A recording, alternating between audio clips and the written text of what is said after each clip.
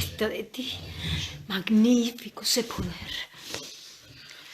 Aquellos que esperan en el Señor, dice el salmista, cobre ánimo vuestro corazón, Aleluya. los que esperáis en Jehová. Aleluya. Eso Qué bueno es tener esa confianza Aleluya. en ese Dios que es todopoderoso. Gracias. Como decíamos Señor. hace 7 días atrás, nunca ha fallado y nunca va a fallar. Aleluya, El Dios todopoderoso Señor, es bendito. también el Dios todo amoroso, y en su amor Amén, y en su Señor, poder bendito. el Señor cumplirá sus Oramos, propósitos Señor. en nosotros.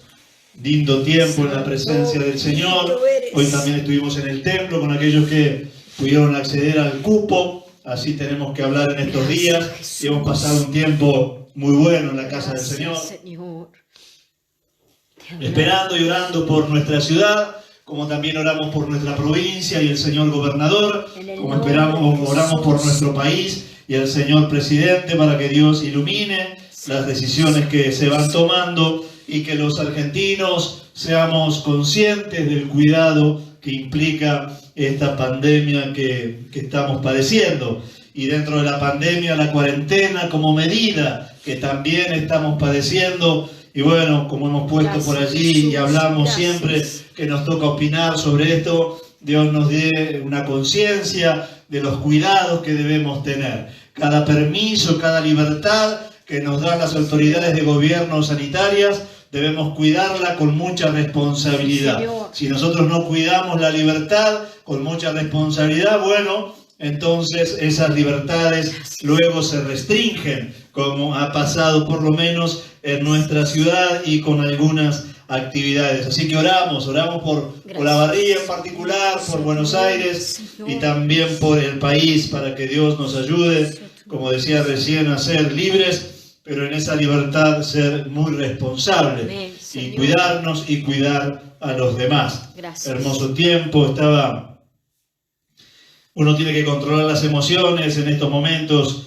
Para nosotros es importante Gracias. estar aquí como familia cada domingo y gozarnos en la presencia de Dios con nuestros hijos, y hemos compartido esto con la iglesia y queremos seguir así mientras tengamos la imposibilidad de juntarnos todos y queda algún hermano en su casa dispuesto a conectarse. Ahí estaremos nosotros también desde nuestra casa llevando este servicio de esta manera y adorando al Señor junto a los míos, yo y Majo, y bueno, ustedes junto a los suyos, espero, en sus hogares también. Amén. Es hermoso poder adorar al Señor en familia. Gracias. Yo recordaba hoy, hacemos esto hace varios meses ya, pero hoy recordaba el culto familiar. Los que tienen mi edad o más aún recordarán el culto familiar. Yo he sido criado así, de esa manera. Gracias, No digo que esto Señor. sea una imposición para todas las generaciones, pero la verdad que hemos sido criados en el culto familiar y hemos disfrutado de esas experiencias, de esas vivencias como cristianos en el hogar, donde armábamos un lugar en casa, como nosotros en mi casa era un living grande también que teníamos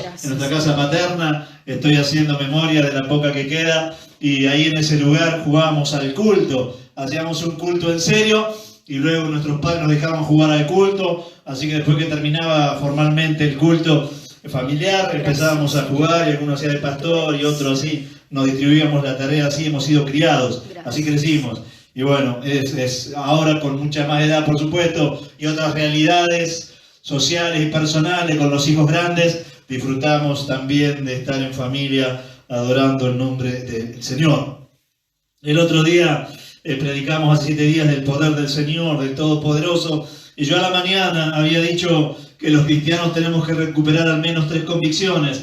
La convicción del poder de Dios, del poder de su palabra, la convicción del nombre de Jesús, porque del poder del nombre de Jesús, porque el nombre de Jesús es poderoso, y recuperar la convicción del poder del Evangelio, del poder de la palabra, del poder del nombre del Señor y del poder del Evangelio. Y desarrollé un poco algunas ideas, y hoy me voy a quedar con el poder del Evangelio. ¿Por qué es tan poderoso el Evangelio? ¿Por qué el apóstol Pablo dice, yo no me avergüenzo del Evangelio? Porque es poder de Dios. Y como dije eso mismo a la mañana, debemos recuperar los cristianos si la perdimos, o no perder, si la tenemos, la convicción del poder del Evangelio. No solamente Dios es poderoso, como decíamos el otro día, y que lo es, no solamente el nombre de Jesús es poderoso y que lo es, sino también el poder de la buena noticia. ¿Y cómo una buena noticia? Porque eso es el Evangelio, las buenas nuevas. ¿Cómo una buena noticia puede resultar ser poderosa?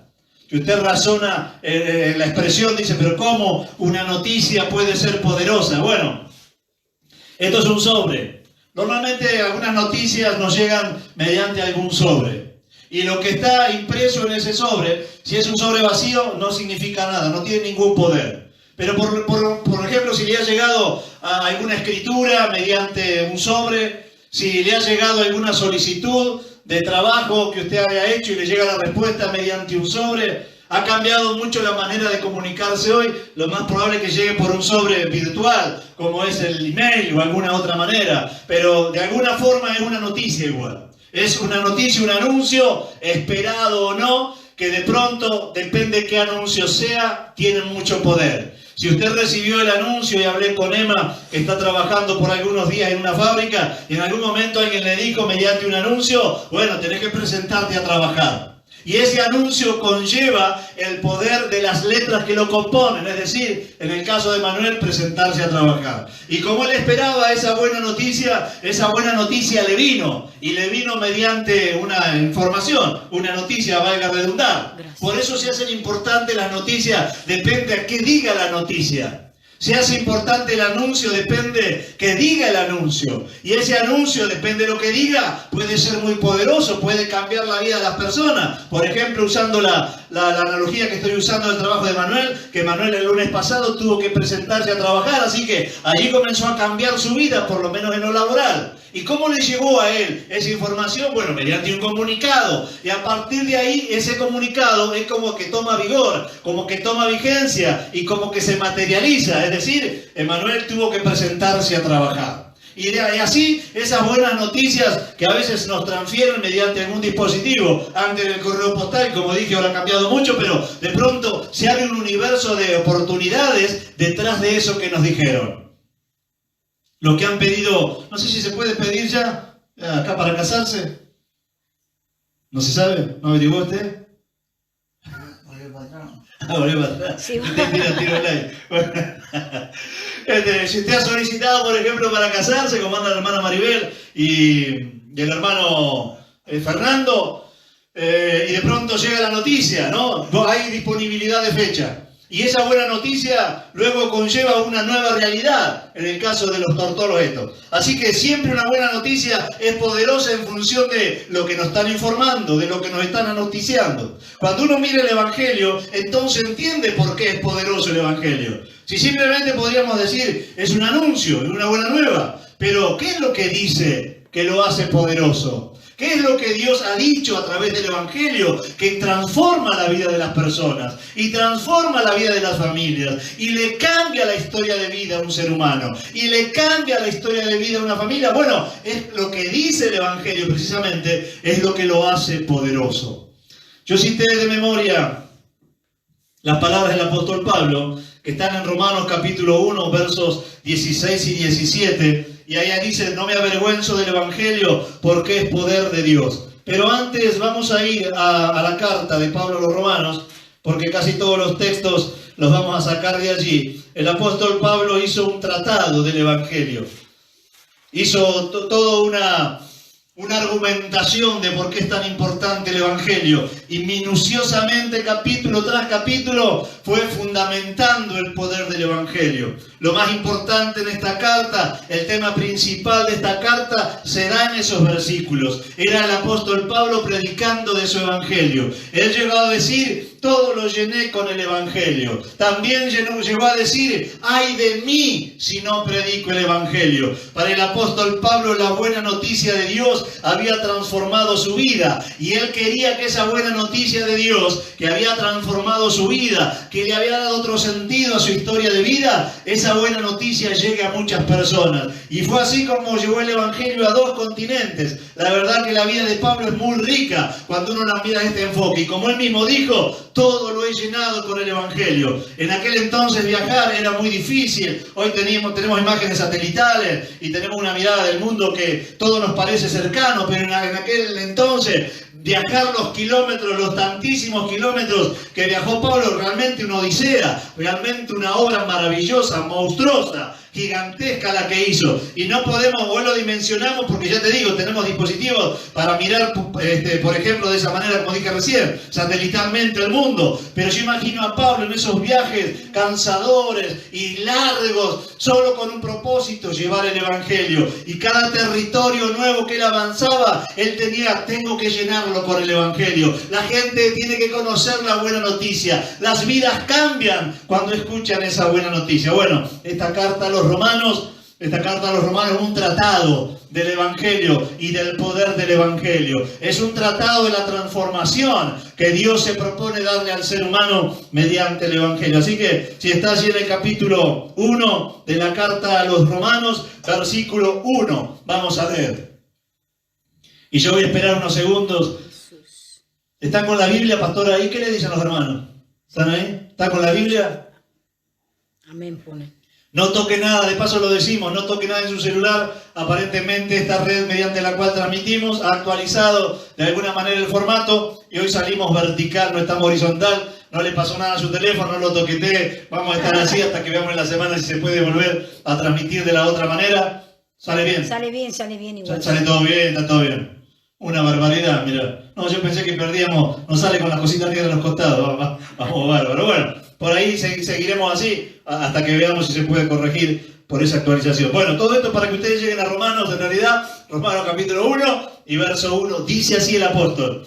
Pablo, hablando de sí mismo, siervo de Jesucristo, llamado a ser enviado, llamado a ser apóstol, apartado para el Evangelio de Dios. ¡Qué presentación! Así el apóstol Pablo de sí mismo. Yo soy un llamado, yo soy un apóstol que he sido apartado para el Evangelio, para que viva para el Evangelio, para que funcione según el Evangelio, para que distribuya esa buena noticia. El apóstol Pablo se presenta a sí mismo como alguien que fue llamado por el Señor, siendo siervo del Señor con un propósito, vivir para el Evangelio. En el caso de él, vivió para lo que yo le dije recién, para que mucha gente conozca del poder del Evangelio de Dios que había transformado y cambiado su vida. Y cuando él tiene que presentarse, aunque por allí en otra carta habla de los títulos que él tenía, sobre todo de su crianza y de su formación académica, él todo eso lo desechó cuando encontró el Evangelio y cuando encontró el poder del Evangelio. Y este mismo apóstol ha dicho cosas maravillosas, porque el Evangelio, por ejemplo, una de las que dijo, porque el Evangelio,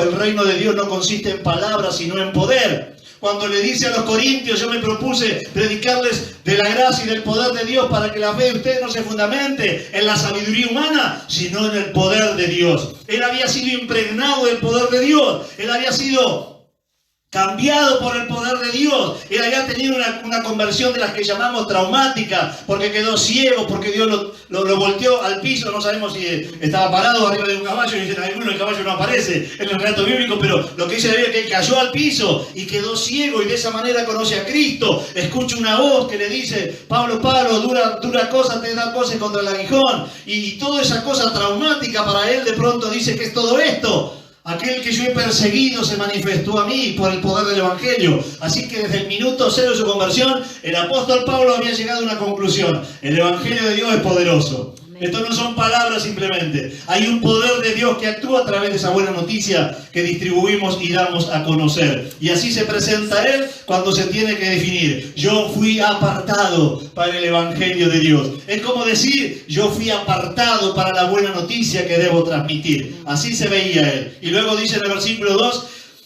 que Él había prometido antes de los profetas en las Sagradas Escrituras.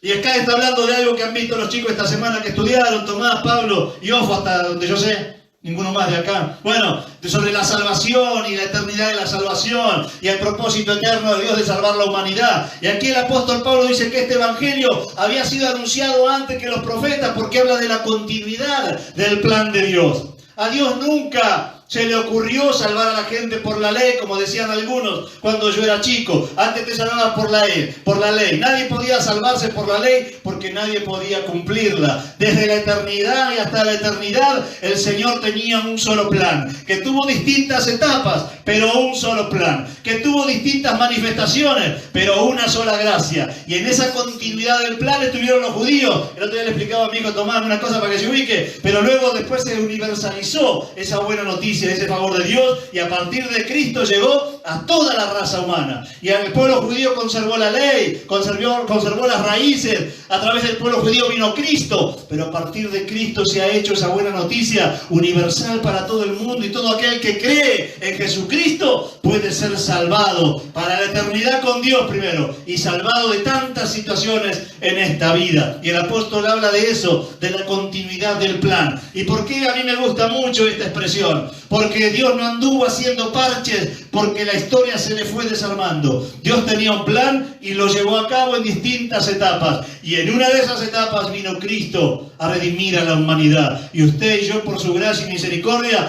nos ha sido revelado el Evangelio. Hemos respondido en su amor y en su gracia. Y hoy podemos ser parte de la iglesia cristiana. Alabado sea el Señor. Por eso, Dios siempre tuvo un plan, un único plan. Y ese evangelio, sigue diciendo el apóstol Pablo, versículo 3, es el evangelio acerca de su Hijo, nuestro Señor Jesucristo, que era del linaje de David según la carne. Y acá se lo dice a los judíos. Ese Cristo venía de la línea familiar, de la línea de la realeza, para que entiendan que Jesús era el Rey. Aquellos que no reconocían a Jesús, y ahí Pablo le tira a los judíos para que busquen que de la línea del rey David, hijo de David, de esa línea venía la realeza de Cristo el Señor. Este evangelio que predicamos, este evangelio en el cual creemos, se centra en una persona, la persona de Jesús.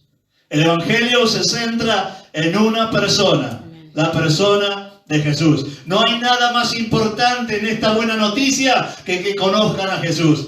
Martín Lutero decía, si conoces toda la Biblia, si estudias toda la Biblia y no te encontrás con Jesús, habrás conocido el libro, nunca el mensaje del libro, porque el mensaje del libro es Jesús. Amén. Y muchos han estudiado mucho la Biblia y no han llegado a la conclusión de que Jesús es el centro mediante el cual toda la humanidad va a ser salva. Entonces diría Martín Lutero, claro, conocen el libro, nunca el mensaje del libro, porque el mensaje del libro es Jesucristo, nuestro Señor. Alabado sea su nombre. El Evangelio del Señor se centra en una persona. Dice el 4 que fue declarado Hijo de Dios con poder, según el Espíritu de Santidad, cuando el Señor resucitó de los muertos. Qué maravillosa expresión del Evangelio. Allí el poder de Dios levantando a Cristo de los muertos y justificando a la humanidad en esa resurrección, para que todos aquellos que, como dije, creamos en Él, después de esa muerte y resurrección,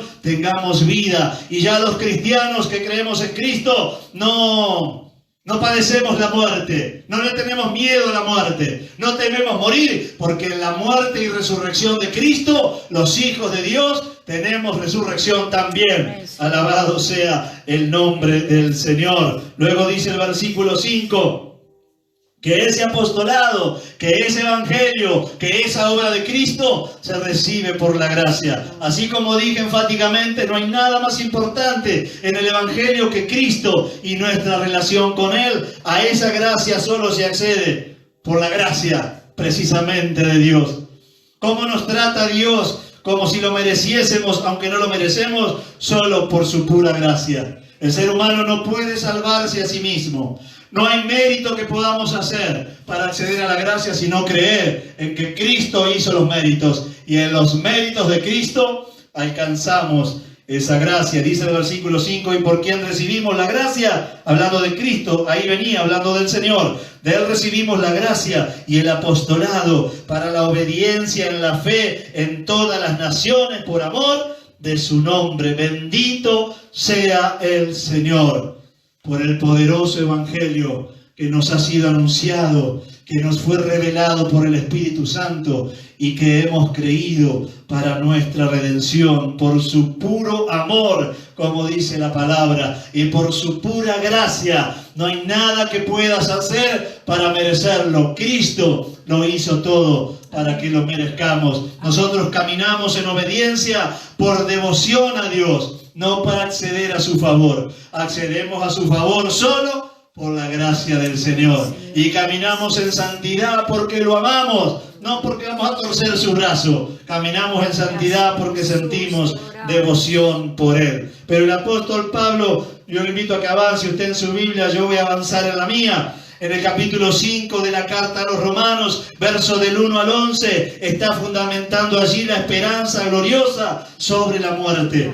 Como dije recién, en la resurrección de Cristo, usted y yo, los que hemos creído en Él, tenemos victoria sobre la muerte. Y como siempre decimos, ninguno tiene apuro por partir, pero sabemos que si nos toca partir, esperanza gloriosa tenemos. Cristo venció la muerte, y los que en Cristo estamos, también la muerte venceremos. Cada vez que alguien fallece y estamos a la distancia y es cristiano la persona que fallece y le mando a algún familiar, le digo más o menos así: seguramente estarás entre el dolor y la esperanza gloriosa de la fe cristiana. Porque cuando uno de nuestros seres queridos parten, claro que hay dolor por su ausencia, pero hay una esperanza gloriosa, porque sabemos, según la palabra de Dios, y la creemos con todo nuestro corazón, que tenemos esperanza después de esta vida y estaremos con el Señor para siempre, jamás. Eso trata el apóstol Pablo en el capítulo 5, versos del 1 al 11, pero luego a partir del 12 y va la porción hasta el 21, habla de la gracia y la vida en contra del pecado y la muerte. Y él lo dice en los términos de Adán y Cristo: así como por Adán entró el pecado, entró la culpa y entró la muerte,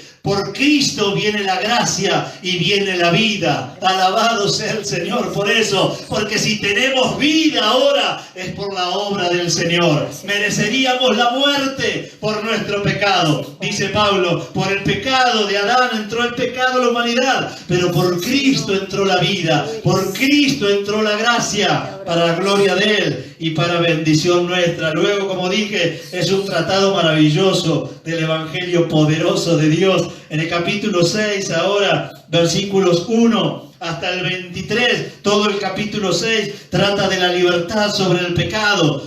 Habla de la esclavitud del pecado por un lado, pero que en Cristo tenemos libertad y ya no somos esclavos, como dice una canción, creo, de Jesús Adrián Romero: ya no somos esclavos del pecado, sino esclavos de Cristo y por amor. Ante la ley decía: no pueden pecar porque serán castigados. Mediante la gracia decimos: podemos no pecar porque Cristo nos ha hecho libres para su gloria y honra. Bendito sea el nombre del Señor, porque en esa libertad que tenemos de nuestra propia naturaleza encontramos la victoria de Cristo. Hermano, hermana, amigo, amiga, que nos estás escuchando, vas a escuchar este video más tarde. Si sos preso de tu propia naturaleza, de vicios, de ataduras, sean espirituales, físicas, emocionales, yo quiero decirte, o de pecado, que Cristo vino a darte libertad. Y como dice un predicador que suelo citar, el hombre libre, el hombre verdaderamente libre, es aquel hombre que tiene autoridad sobre lo que tenía autoridad sobre él. Yo me gozo en aquellos hermanos que han venido con vicios a la iglesia o con ataduras de ese tipo espirituales a través de vicios y de pronto experimentan la libertad de Dios y tienen autoridad sobre eso que tenía autoridad sobre ellos. De esa libertad habla el apóstol Pablo en el capítulo 6. Libre del pecado y de la influencia del pecado sobre nuestras vidas. También a partir del capítulo 7, versos del 1 al 25, todo el capítulo 7 habla de la libertad sobre la ley. Para aquellos judíos que leían esta carta, no podían entender que ahora no tenían que cumplir la ley para ser justificados, porque Cristo no solo te libraba del pecado, sino te libraba de tener que cumplir la ley para alcanzar la gracia de Dios y para alcanzar la justificación. Y Pablo dice a viva voz: libres somos del pecado, pero también somos libres de la ley que nos marcó lo que es pecado. Porque la ley, como dice también este tratado, es para que conozcamos lo que es pecado. pecado? Porque antes de que hubiera ley no sabía el hombre lo que era pecado. Ahora que sabemos lo que es pecado por la ley, entonces entendemos que somos pecadores. Pero Dios nos ha librado de tener que cumplir la ley para ser justificados delante de Cristo.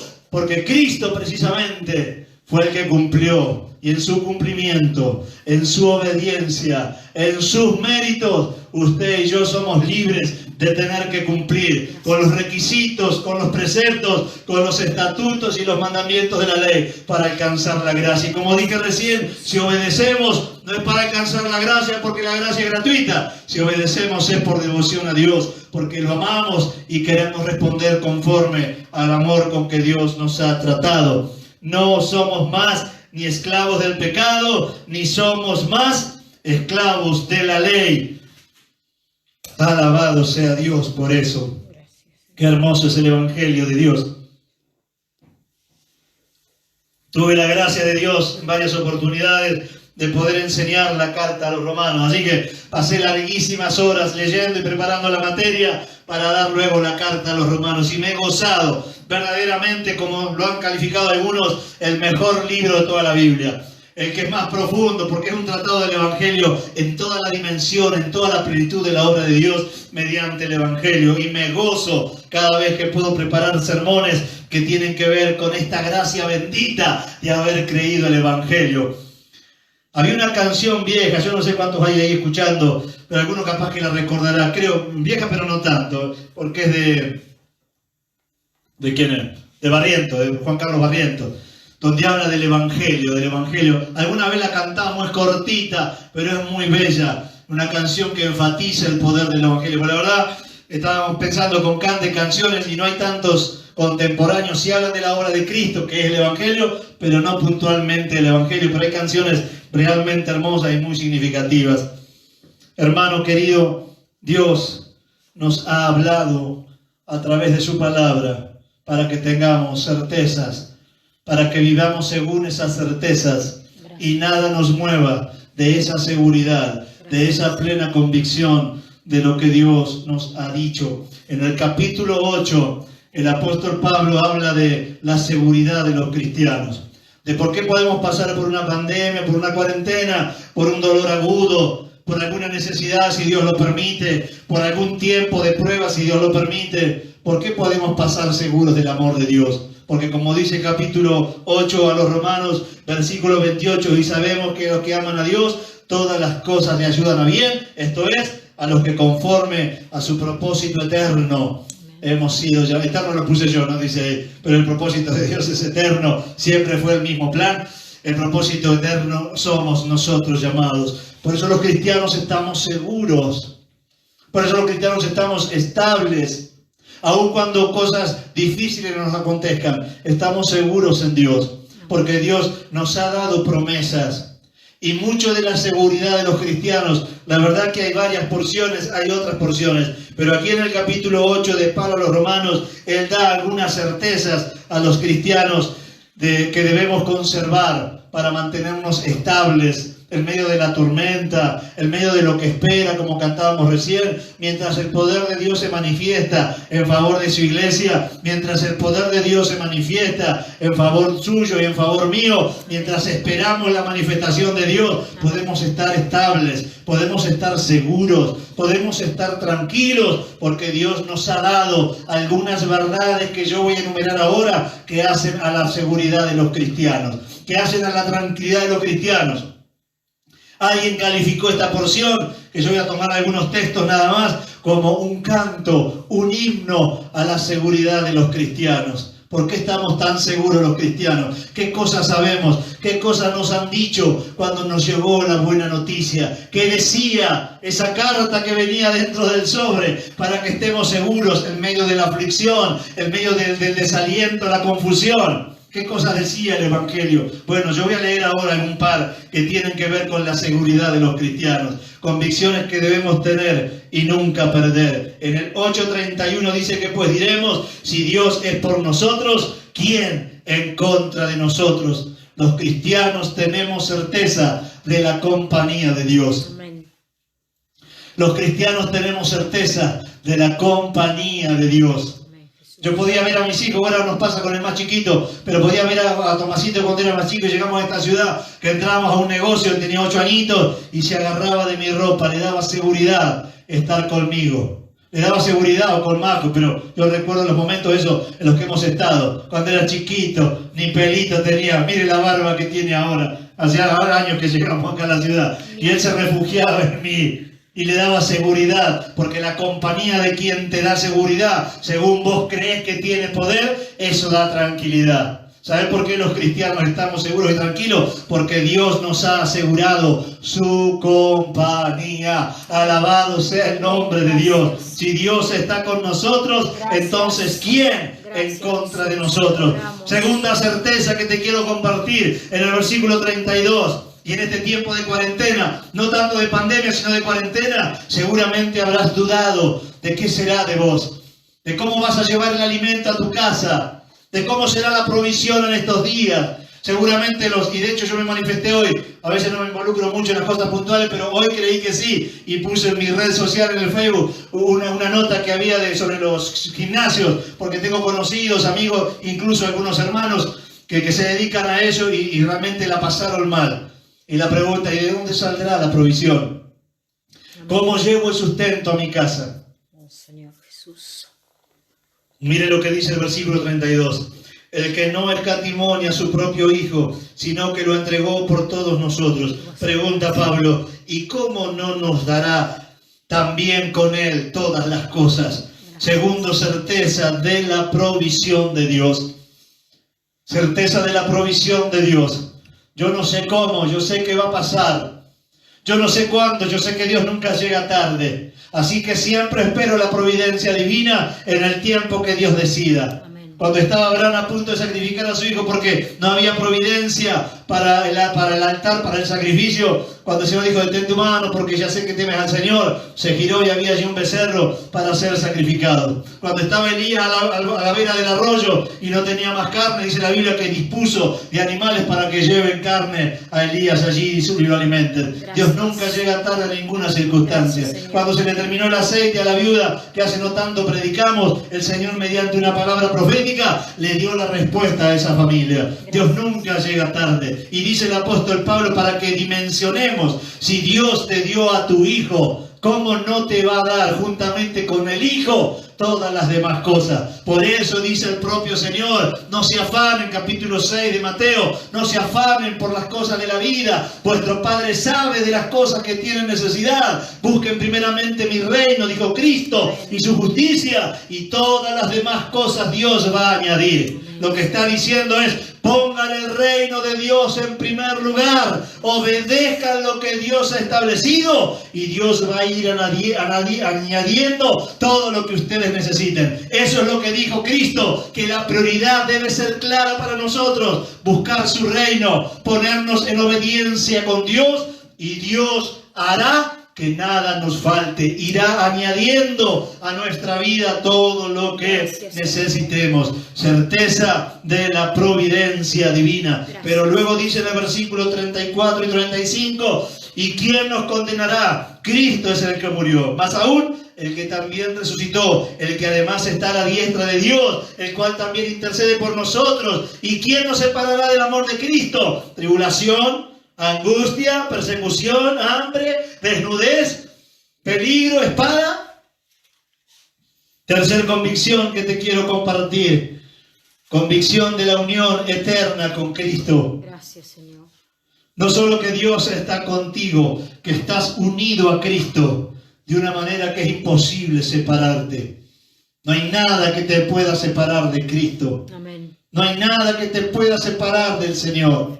Certeza de esa unión eterna e inseparable de la persona de Cristo Jesús, nuestro Dios. Qué tranquilidad me da a mí y debiera darle a usted saber que Dios está con nosotros, con usted o conmigo, y que usted está unido a Cristo de manera inseparable, eternamente. Mientras usted y yo dispongamos estar en Cristo, Cristo estará en nosotros. Alabado sea su nombre. No hay ninguna circunstancia espiritual o terrenal, no hay ninguna situación que pueda separarte, que pueda provocar esa separación, excepto nuestro propio pecado. Por eso es importante, hermano, que usted entienda y tenga la plena certeza.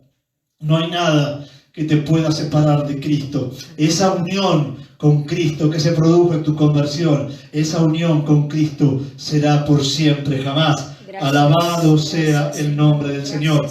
Luego dice en el versículo 37 del mismo capítulo, y ya voy terminando, me entusiasmé predicando sobre el Evangelio, pero ya voy a ir terminando. Antes en todas estas cosas somos más que vencedores por medio de aquel que nos amó. Pablo podría haber dejado a la especulación o al razonamiento o a la deducción. Si Dios está con nosotros, bueno, entonces tenemos victoria. Pero no lo dejó al razonamiento ni a la deducción, sino que hace una declaración concreta. Certezas del triunfo que tenemos en Cristo ante la adversidad. No hay ninguna adversidad que en Cristo Jesús, de la cual no podamos salir victoriosos. No solo Dios está con nosotros, no solo su amor es inseparable y esa unión es por siempre, es eterna. No solo que nos ha provisto de todo lo que necesitemos y nos da certeza para todo lo que vendrá, sino que ante la adversidad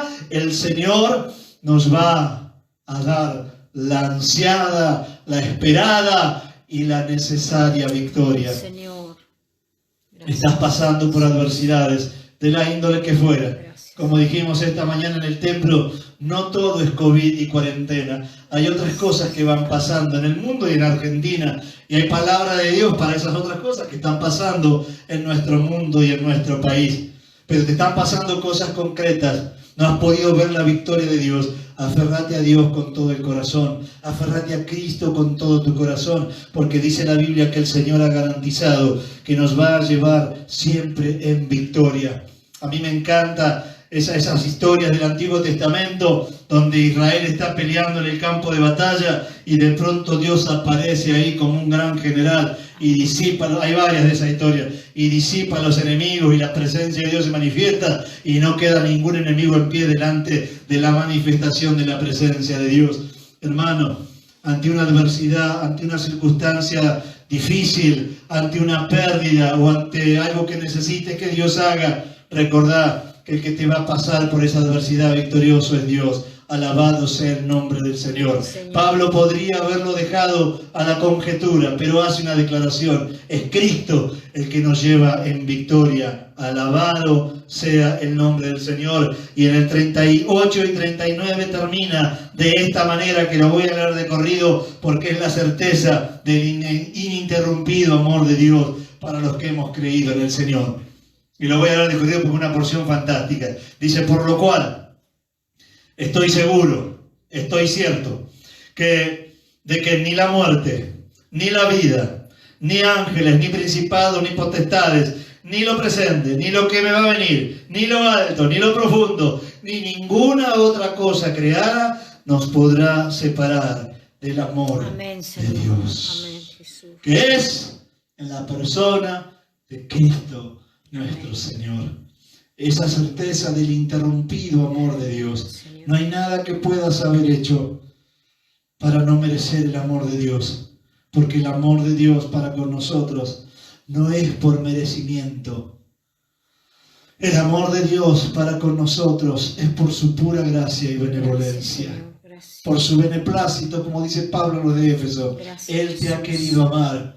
No por las virtudes que vos tenías, sino por su amor y sus muchas misericordias. Y lo que dice el apóstol Pablo para cerrar este himno a la seguridad de los cristianos, estas plenas convicciones que nos hacen fuertes en esta vida, termina diciendo Pablo, no hay nada que te pueda separar del amor de Dios. No hay nada que te pueda separar de Cristo. No hay nada que te pueda separar de su gracia infinita. Alabado sea el nombre del Señor. ¿Cómo no va a ser poderosa esa buena noticia? ¿Cómo no va a ser poderoso ese anuncio? Si ese anuncio decía todo esto, ¿cómo no va a ser poderoso el Evangelio? Si por el Evangelio accedemos a esta gracia infinita. Alabado sea el Señor por su infinito amor y el poder sobrenatural del poderoso Evangelio que predicamos. Honramos a nuestro Señor, honramos el poder de Dios, del Padre, el amor y su gracia.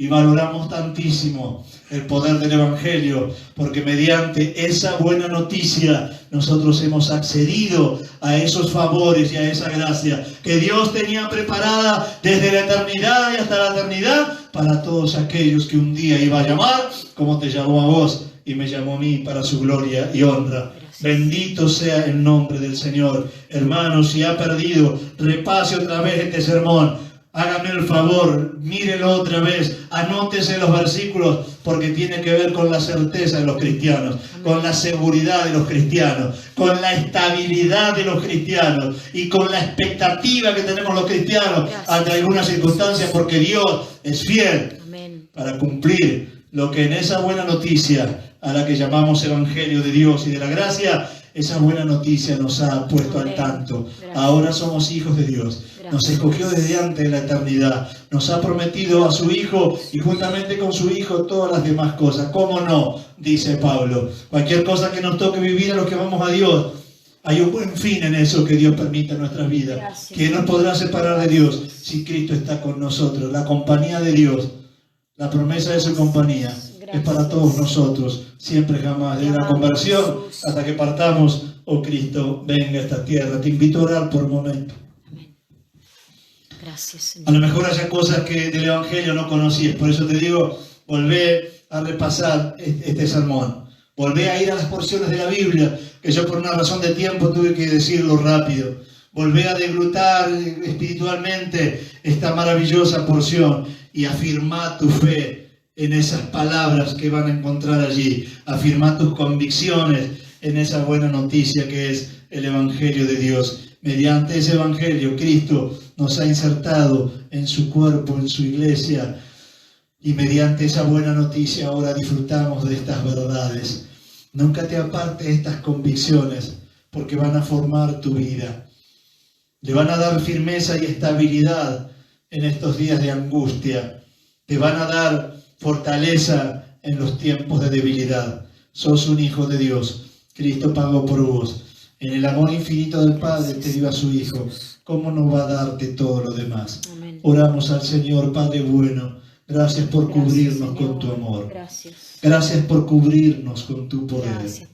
Gracias, amado Señor, por prometernos tu compañía, porque tú has sido fiel desde la conversión y hasta que partamos o nos vengas a buscar. Tú estarás con nosotros todos los días hasta el fin. Y esa separación contigo, amado Señor, es para siempre jamás.